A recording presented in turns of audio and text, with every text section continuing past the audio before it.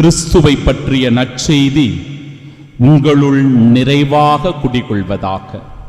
நம் ஆண்டவராகிய இயேசு கிறிஸ்துவின் அன்பும் அருளும் அமைதியும் மகிழ்ச்சியும் உங்கள் அனைவரோடும் இருப்பதாக.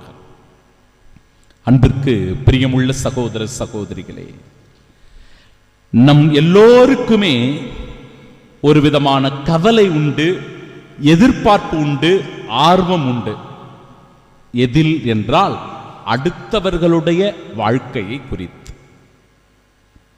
அடுத்தவர்களுடைய செயல்பாடுகளை குறித்து, அடுத்தவர்களுடைய நிலையை குறித்து பல நிலைகளில் நமக்கு கவலை உண்டு,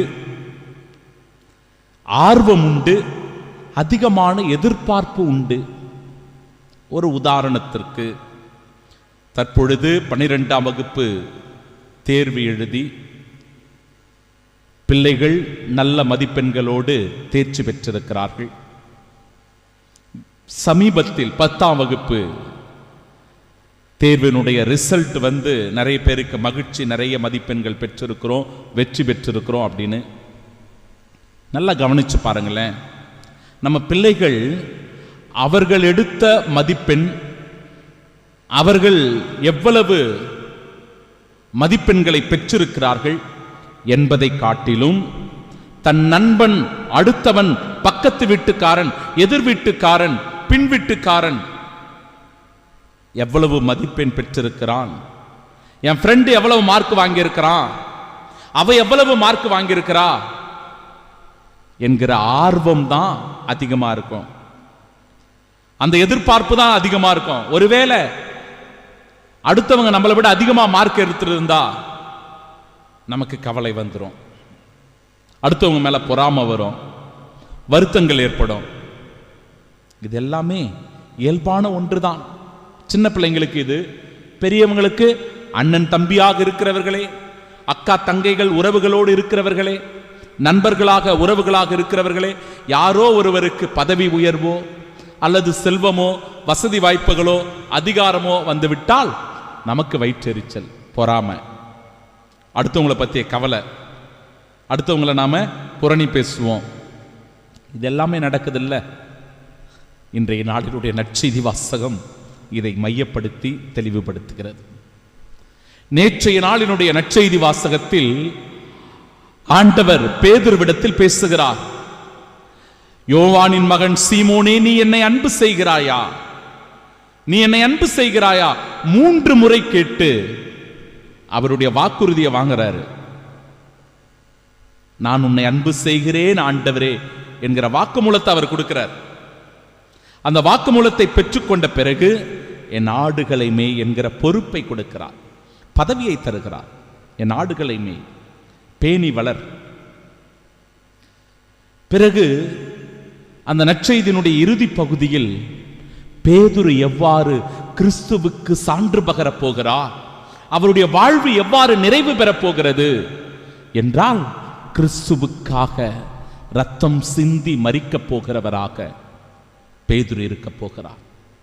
தலைகீழாக அவர் சிலுவையில் அறையப்பட்டு கிறிஸ்துவுக்காக மரிக்கப் போகிறார் என்கிற உண்மையை ஆண்டவர் வெளிப்படுத்துகிறார்.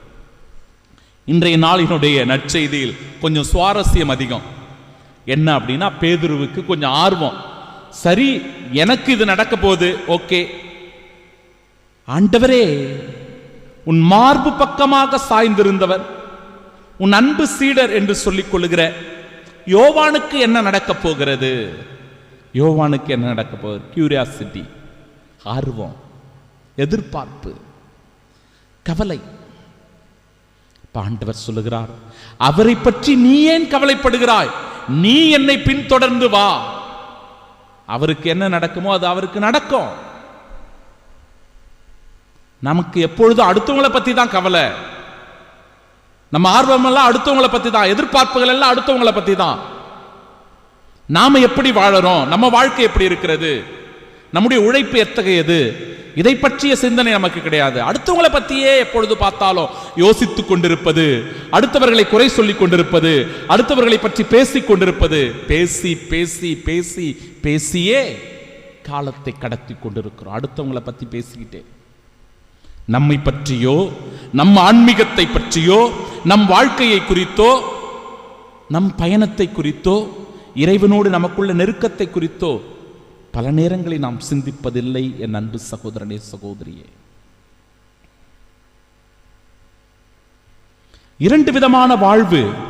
ஒன்று பேதுருவினுடைய வாழ்வு, மற்றொன்று யோவானுடைய வாழ்வு. பேதுருவினுடைய வாழ்வு ஒரு சாட்சிய வாழ்வாக மாறப்போகிறது. எப்படி என்றால், கிறிஸ்துவுக்காக தலைகீழாக அவர் சிலுவையில் அறையப்பட போகிறார். ரத்தம் சிந்தி வேத சாட்சியாக கிறிஸ்துவுக்காக அவர் மரிக்கப் போகிறார் என்கிற உண்மை. இன்னொரு பக்கம் யோவான் தன் வாழ்வின் வழியாக, தன் நற்செய்தியின் வழியாக, தன்னுடைய நற்செய்தி பணியின் வழியாக கிறிஸ்துவுக்கு சாட்சியாக வாழப்போகிறார். ஒருவர் வாழ்வின் வழியாக கிறிஸ்துவுக்கு சான்று பகர்வது, இன்னொருவர் தன் இறப்பின் வழியாக கிறிஸ்துவுக்கு சாட்சிய வாழ்வு வாழ்வது. ரெண்டுமே ஆண்டவரால் கொடுக்கப்படுகிற கொடைதான். அன்பிற்குரியவர்களே, ஒரு சிறிய நிகழ்வு ஒன்று உண்டு. அமெரிக்க நாட்டிலே உள்நாட்டு கலவரம் நடந்து கொண்டிருந்ததாம். அந்த தருணத்தில் ஆபிரகாம் லிங்கன் அமெரிக்காவினுடைய அதிபராக இருக்கிறார். அப்பொழுது அவருக்கு ஒரு பர்சனல் அசிஸ்டன்ட், ஒரு இளைஞர் ஒருவர் இருந்திருக்கிறார். அந்த இளைஞனுக்கு ஒரு கவலை என்ன அப்படின்னா, இந்த இடத்துல எனக்கு பெரிய வேலை ஒன்றும் இல்லை, ரொம்ப சொற்பமான வேலை தான் இருக்குது, இதை ஒரு சாதாரண ஆட்கள் கூட செய்து விடலாம். நான் இந்த நாட்டிற்காக தியாகம் செய்ய விரும்புகிறேன், எனவே என்னை போர்க்களத்திற்கு அனுப்புங்கள், நான் எதிரியோடு போரிட்டு மடிவதையே நான் விரும்புகிறேன் அப்படின்னு சொல்லி ஆபிரகாம் லிங்கனிடத்தில் போய் சொல்லுகிறார். அப்பொழுது அவர் சொன்னாராம், தம்பி, நாட்டுக்காக சாவது மட்டும் தியாகமாகாது, நாட்டுக்காக வாழ்வதும் கூட ஒரு உண்மையான தியாகம்தான்.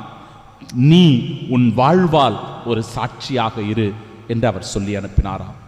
அன்பு சகோதர சகோதரிகளே, இயேசுவுக்காக மரிப்பது ஒரு பாக்கியம், ஒரு கொடை, ஒரு தியாகம். அப்படி ஒரு வாய்ப்பு கிடைத்தால் அது உண்மையான பேறு பெற்ற ஒரு உன்னத பாக்கிய நிலை.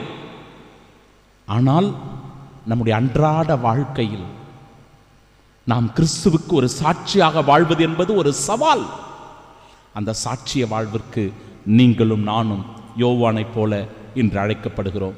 ஆம் என்றால் இந்த தெய்வீக பலி நமக்கு ஒரு சாட்சி ஆசீர்வாதமான பலியாக அமைவதாக. ஆமென்.